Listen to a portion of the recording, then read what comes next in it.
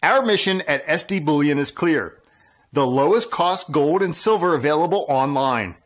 While we do not have pretty blue boxes, free shipping, 4% credit card fees, or glamorous gold and silver infomercials, SD Bullion has the lowest prices that may save you hundreds on your next order. So before you make your next investment, do the math and join the over 15,000 new customers who have recently made the switch to SD Bullion. Why pay more? Hey everyone, this is Elijah Johnson with FinanceAndLiberty.com, and back with us today is Rob Kirby from KirbyAnalytics.com. Rob, thank you so much for joining us today. Pleasure to be with you, Elijah. All right. Well, I'd like to discuss today about globalism. You've recently talked about how globalism is overthrowing the world. Did you want to discuss a little bit about this and the major signs you see of this? Sure. Globalism is maybe a slightly new term to some of the listeners, Elijah, but the globalists or the globalist movement has been around for a very, very, very long time. Its progenitors, or the people who created this globalist movement. Others might know the gaggle of people who are at the head of this anti-human movement. Would maybe know them as the Bilderbergers. Would maybe know them as the Illuminati. More recently, Bush Sr. referred to the globalists loosely as the New World Order. So it's a bit of a shadowy sort of concept that has different names and different looks. In much the same way, one of the globalists created entities that some know as Al-Qaeda or ISIS or IS or the Muslim Brotherhood, or the thought process here, and I'm making the comparison that the way that the globalists have many identities or many names they're known by, it's to keep people off balance and confused, in much the same way that their darling child that they created to wreak havoc on the world, this Al-Qaeda and its many other known names, is to keep us confused, because it's been relatively recent, that it's become well known even in the mainstream media that America was actually arming and supporting and giving logistical support to Al-Qaeda, and the minute that thought started to crystallize in people's minds, we stopped hearing about Al-Qaeda because they had changed their name to ISIS, and so it's a different name each week, and the reason or the rationale for that is to keep people confused as to what really is going on. And what really is going on is actually quite sinister. So did you want to expand a little bit on this? How does ISIS, in your view, play in with globalism? Well, the goal of globalism is one world government, one world currency, one world religion. To achieve these lofty goals, you basically need to do away with basically need to do away with sovereign states, or the concept of sovereign states. You need to usurp the sovereignty of nations around the world, key nations specifically around the world, and their nationalist tendencies. You need to strip that away before you can install your solution. So it's problem, reaction, solution, and these people have their fingers on the tenets. They create the problem, they offer the solution, or they put the solution in place, as in they create the threat, which is the toga wearing ISIS man or Al Qaeda man who's going to cut your head off and drag your body through the streets. and then they come in and they bomb the living daylights out of, or send the country that's been infected with this interference. They bomb it back to the Stone Ages, and then they offer their solution, which is to bring the world towards some sort of a united utopian brotherhood. We see it expressed in Europe. The move towards the European Union is but one of the steps the globalists have employed, because before you can have one world government, trying to get the whole enchilada in one go is too much of a move. So they try to do things what they've been trying to do is things incrementally, by organizing the world into trading blocks like the Eurozone, like NAFTA, North American Trade Zone, and then we are starting to see the emergence of the proposed Trans-Pacific Partnership, which then amalgamates or draws the pieces, because the Trans-Pacific Partnership and the other acronyms for these international trade pacts, all they're really doing is they're merging NAFTA with the Eurozone, and this is very consistent with the concept of one world government, because the terms that are being applied to these international trade pacts supersede the Constitution, they supersede the Bill of Rights, they supersede. So what they're doing is they're creating the supranational global entity right in front of our eyes, which is why they've been so reluctant to divulge the details and the small print about the conditions that are contained in these trade pacts. And people that have insiders, politicos who have seen it, have made comments to the effect that if these details were publicly known, the people would flat and outright reject it. And the reason people would flat and outright reject it is because, there's still a lot of people in America and in other countries around the world who love their own country and have nationalist thoughts and don't want to see their countries folded into this wicked, tyrannical, elitist oversight. In an article you wrote that was posted on silverdoctors.com, you wrote, "From a historical context, it may be argued that global domination begins and ends first with control of Europe." So can you expand a little bit on why Europe was the place where global domination started? Well, because I'm just going to say the economic might of the world seems to have been, for the most part, in the last 200 or 300 years, been centered in Europe, because we had the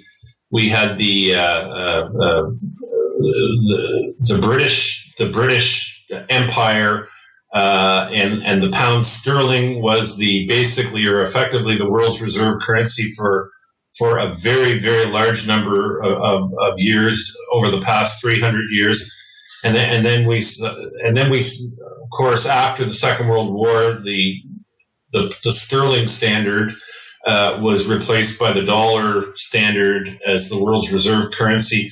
But the controlling interests of, for instance, America's central bank are largely and mostly European based, and it's the royal families. Ostensibly, it's the royal families of the Dutch royal family, the British royal family, and the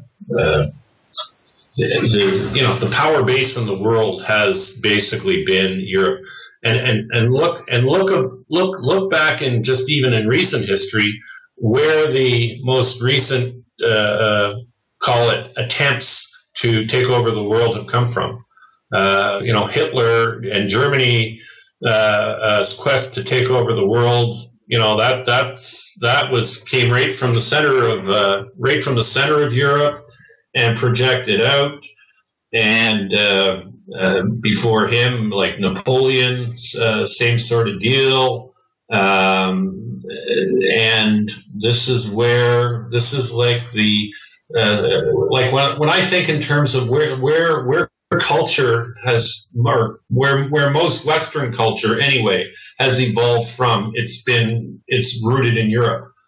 So it's no coincidence that the first really envisioned trading bloc was the European. I guess in the early years it was the European Economic Community, which later evolved into the concept of the euro, and which later, because the European Union came into being around about the millennium, and isn't it so very interesting the very situation of the euro coming together, and how questionable it all was, particularly when George Soros knocked the pound sterling back in the early 90s out of the exchange rate mechanism, or the ERM,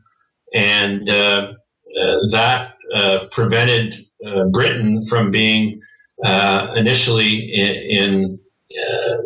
to be a full-fledged member of the Euro community, and then later in the 90s, when the long-term credit LCM, long-term capital management, had their debacle. One of their biggest investors was the Bank of Italy, and at the time, none other than Mario Draghi was the finance minister of Italy, and he had, on the advice of Goldman Sachs, he had leased sovereign Italian gold, whereby the gold was sold into the marketplace. The proceeds of the sale were invested with long-term capital, and long-term capital then made a heavily leveraged bet in Russian bonds. The Russian government defaulted on the bonds. Long-term capital blew up, and Italy was now owed the gold that they had leased and the money. And isn't it amazing how the globalist servant, Mr. James Rickards, who at the time was the legal counsel for long-term capital, was appointed as the point man to do a secretive workout of long-term capital management. And because details of it, or if details of Italy's loss of money and loss of gold had become public knowledge, Italy very likely, from a financial perspective, would not have qualified for the euro under conditions laid down by the Maastricht Treaty, which was basically the financial governor, or checklist that countries had to pass to be included in the euro. And Italy was very, very, very close to that line as it was. And if it had been reported that they had lost a lot of sovereign gold and a whole lot of money as well, Italy might have been precluded from being in the euro, and the euro itself might have been stillborn. This is the reason why this bailout had to be done so secretively, because this would have thrown a major spanner in the spokes of the globalist plan to organize the world into these trading blocks, which would later, as in the here and now, be merged via, call it stealth, international trade agreements, to put the pieces together even more. So this whole process, as it's been happening, there have been actors that have been shepherding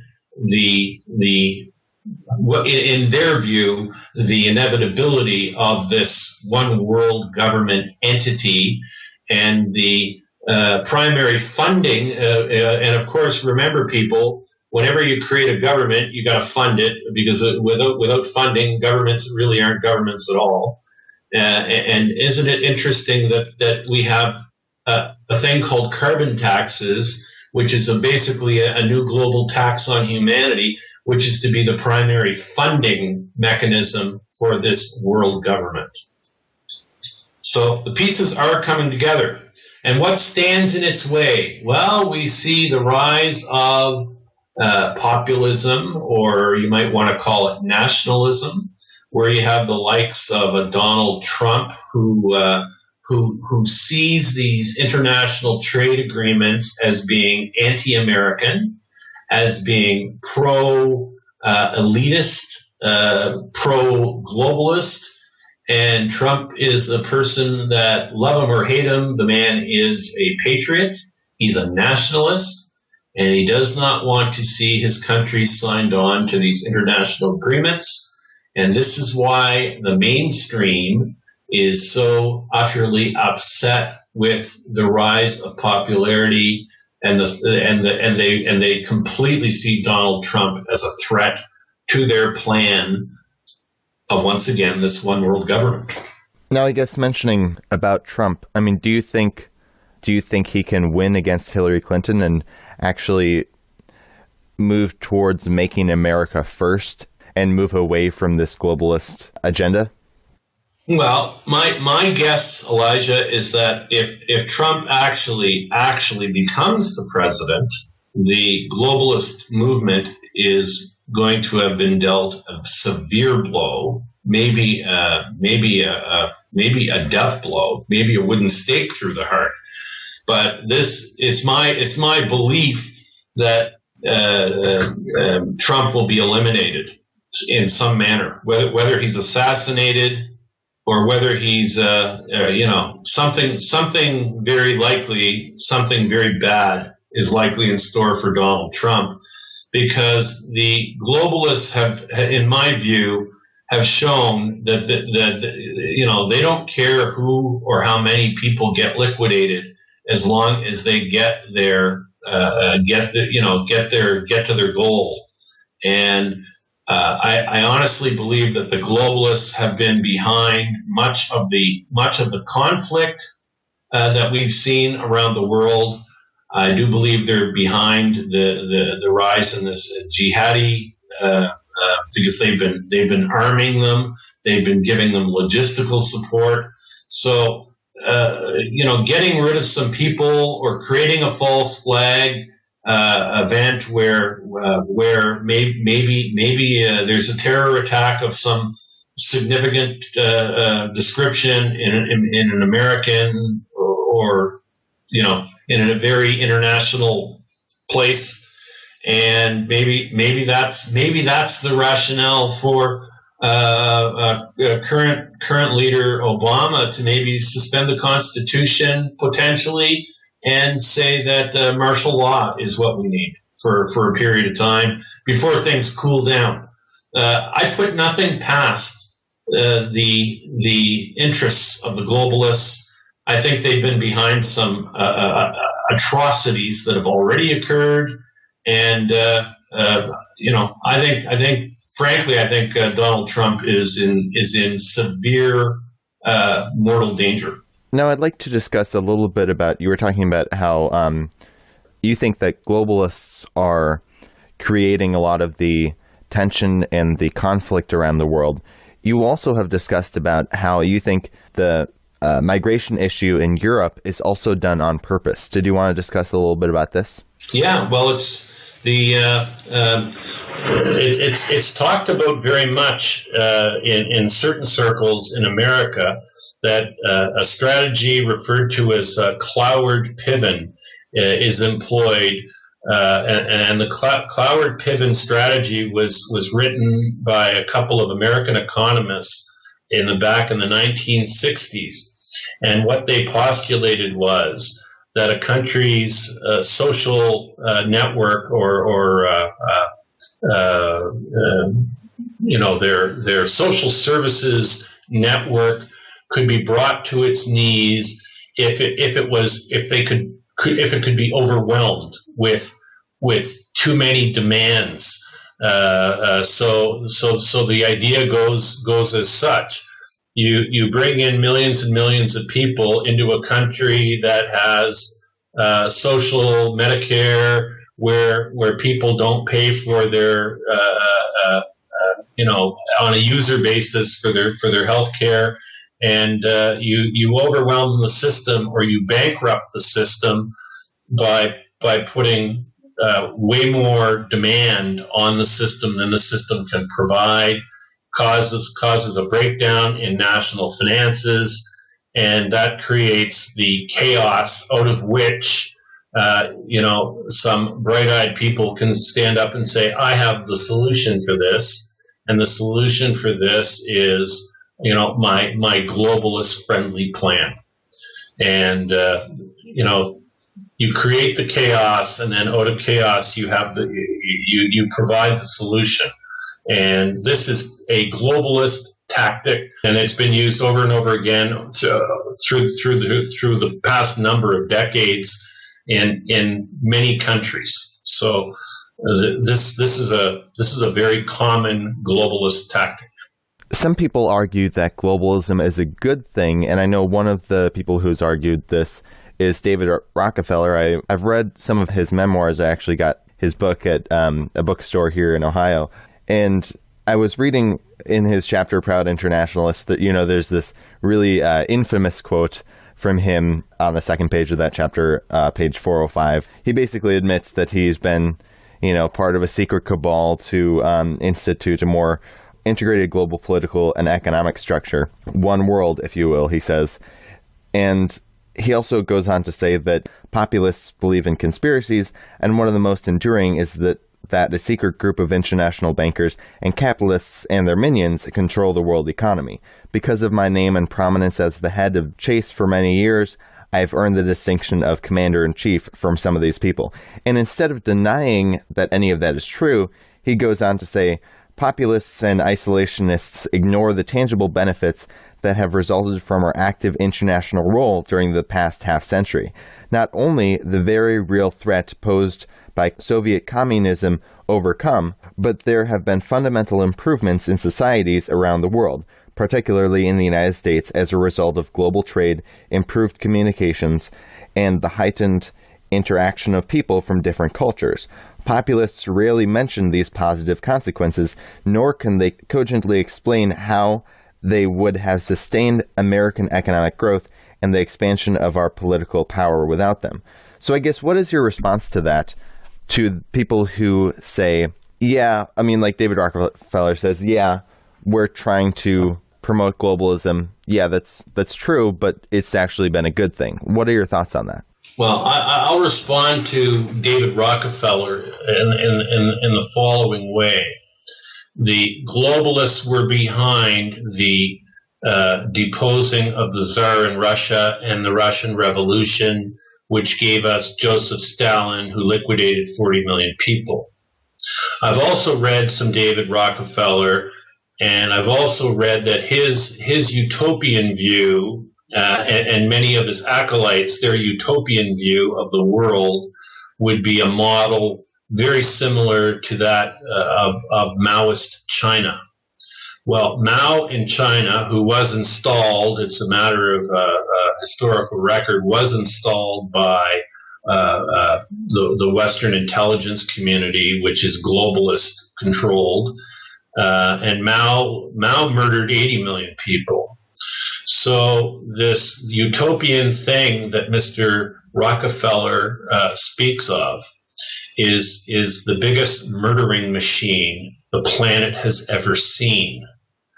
And if my not being in lockstep with him, that his elitist murdering machine should be granted free rein to wreak havoc on humanity, then so be it. Mr. Rockefeller is a disgrace to humanity. What he is a supporter of is anti-human. It just reeks of contempt for humanity, and it's evidenced by his basically it's evidenced by the product of his wonderful idea in the name of Joe Stalin and Mao Zedong. These are not nice people, and these people, I don't believe, did much good for anyone in the human race. So that's the way I would respond to him. And frankly, the aiders and abettors of these people, in my mind, are some of the biggest war criminals that humanity's ever known. And maybe Mr. Rockefeller should take a seat in a court in The Hague and be tried for crimes against humanity. Now, one of the things you talked about is part of the globalist agenda is eugenics, and how many globalists believe that the globe can only support 500 million people. Did you want to discuss a little bit about this? Yeah, 500 million. And there's currently 7 billion roughly on the planet. And, the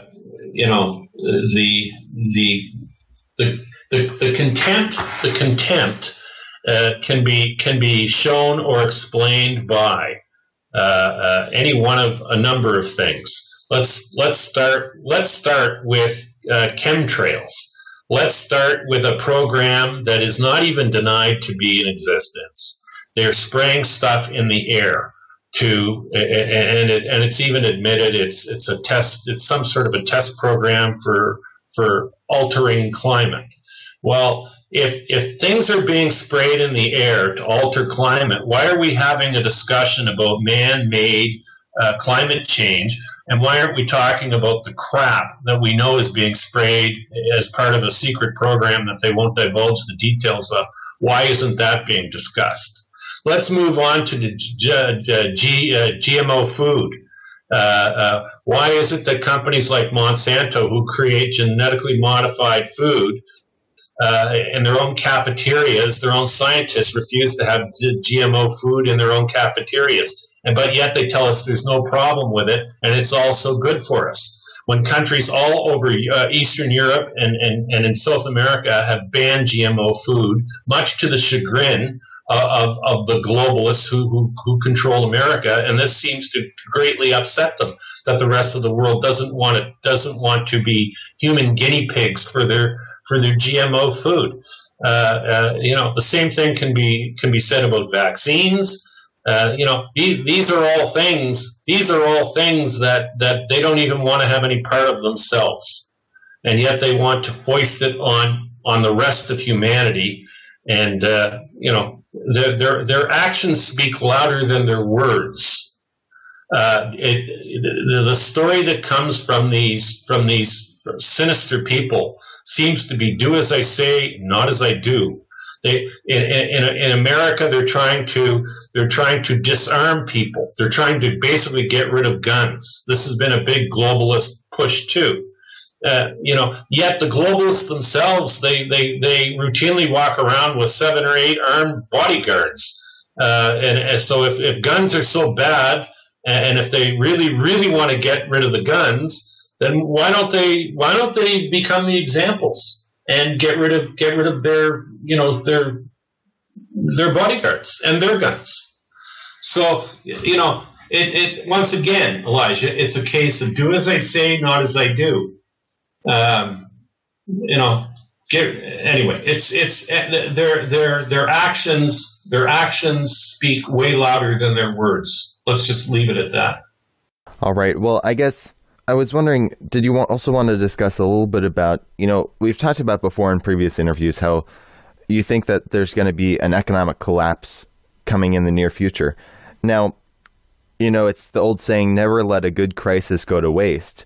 So what do you see globalists trying to do if we do see this kind of economic crisis? How will they use that economic crisis to their advantage? My belief is that when an economic crisis actually unfolds in living color in front of our eyes, which I believe is actually happening behind the curtains right now, as evidenced by unprecedented emergency meetings, 3 or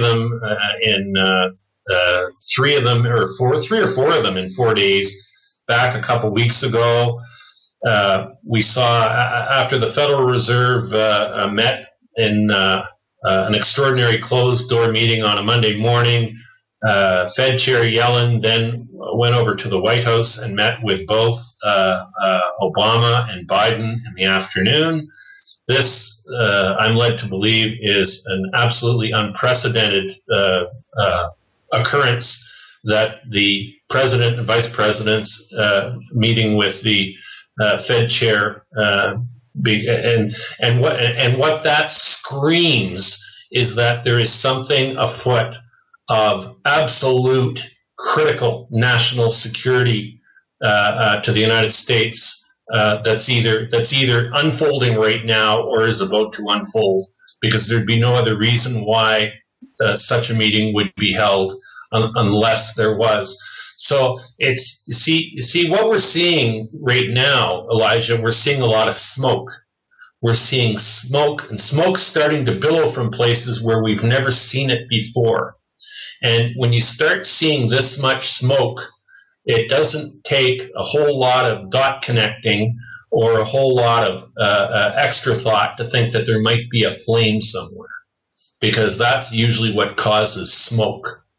And I'm smelling it, and I'm seeing it, and I'm looking at what's going on internationally, where the likes of China has just signed a memorandum of understanding with SWIFT to basically usher in a new means for the global trading network, or all countries around the globe, to start settling international trade accounts completely independent of American influence or interference. This, in my view, could be absolutely deadly for the dollar. And that, coupled with other recent developments in China, where a new competing gold fix to the LBMA twice-a-day precious metals fixes has been launched by China, where precious metals are now settling exclusively in Chinese currency, the yuan. So there's some big things happening, and there have been unprecedented meetings which equal smoke. And when you see this much smoke, you should really, really be thinking that there might be a flame somewhere, and I do believe there are flames. So I guess the last question would be, how do you think people can stand up against globalism?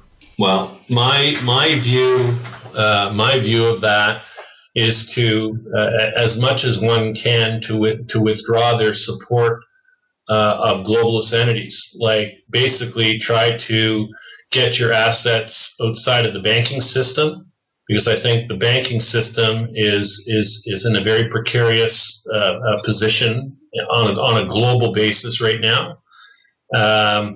You might want to think about, it's basically being prepared, and the more prepared we get and get informed and network with people and get to know your neighbors and talk about these things, because it's the only reason why the globalists have been able to advance their agenda to the point they have is because they've been able to keep people in ignorance, because they've worked with and they've bribed and they've paid off the mainstream media. This is all documented. You can go read about it. It's not conspiracy theory. These guys have key players from the media, from the financial arena, and from the political arena, all on their payrolls, and so in effect, it's ignorance. It's ignorance that's allowed this to propagate and proliferate, and networking and communicating and having the courage to stand on your haunches and talk about this stuff is the way to defeat it. And I do believe that I don't believe that these globalist forces that are in play are guaranteed now to reach their goals. And I think their whole movement is in serious danger right now. And it's even been admitted as much by the likes of Zbigniew Brzezinski, who has made public pronouncements in the last number of years that their movement is in jeopardy because people have never been this awake before in since they've been working on their plans. So it's I'll tell you, a guy who says it right, like him or hate him, Alex Jones. He talks about defeating this globalist carnage. He talks about it as being an info war, and it is an info war. And even the likes of Hillary Clinton has admitted it's an info war. She actually said it publicly that we're engaged in an info war and we're losing that war. And the reason they're losing that war is because of people like you, Elijah, because of people like Alex Jones. It's because of the alternative media. And the alternative media is growing in leaps and bounds because the mainstream media has been derelict and complicit with people who are anti-human. That's why they've lost their franchise. And I guess at the end of the day, what we can really thank is the internet, because the internet has been a great equalizer, and it's given humanity the ability to fight back, and humanity is fighting back. Now, just one other thing I remembered was you've talked about how the globalists try to divide and conquer, and that's really one of their tactics to keep humanity off balance and off focus. Did you want to discuss about that and the importance of uniting people, not dividing people? Sure. Hopefully broadcasts like this are the type of thing that bring people together. And if you want to talk about how they use the divide and conquer tactics, it's been well documented that the riots that occurred in Ferguson, there was millions upon millions of dollars allegedly spent by George Soros, one of the most famous globalists. Just to throw a name out there, and interestingly, he also happened to be a Nazi collaborator, because Soros is a Jew, but he collaborated with the Nazis to basically have fellow Jews liquidated and their assets seized. And he's very proud of this, and he's actually proclaimed that in interviews with the likes of 60 Minutes in years gone by. But he was providing funding to the people that were behind causing racial incitement in Ferguson, and to have people rallying against the police and inciting white against black violence. And he's supportive of the Black Lives Matter movement, and the Black Lives Matter movement is not really an organization that is pro black at all, because these people don't really care and don't even want to talk about the overwhelming proportion of abortions that occur in America are black. Anyway, they have a very, very conflicted message that they try to deliver to the world, and these are the types of organizations that are funded by the likes of George Soros, the globalist. Soros was also a very strong financial supporter of a group of terrorists who overthrew a duly elected government in the Ukraine. And George Soros has actually been bragging in the last couple of years about how he caused the uprisings in the Ukraine. So that's something he wears like a badge of honor. So it's divide and conquer, and whether it's pitting white against black, or whether it's pitting Muslim against Christian, or whether it's pitting Jew against Palestinian, or whether it's pitting women against men, or whether it's pitting the state against the family. These are divide and conquer tactics that are used over and over and over again by the globalists. It's one of the go-to things in their playbook. Well, Rob Kirby, if people would like to find out more, they can go to your website, kirbyanalytics.com. And once again, thank you so much for your time today. My pleasure. This video was brought to you in part by ReluctantPreppers.com. Click here to watch Reluctant Prepper's latest interview with Brother John F. Former futures broker, stockbroker, and technical analyst, Brother John F. joins Reluctant Preppers for the first time to examine the real story behind the Puerto Rico default and what it signals for other U.S. municipalities and the U.S. itself. Where are gold and silver moving next? And can technical analysis even be used anymore in a highly manipulated market? Finally, who is the real Donald Trump? What will he do to America as a president? And would he crash the U.S. financial world to shake out the ready-to-fail banks and reset the system? This interview is not to be missed.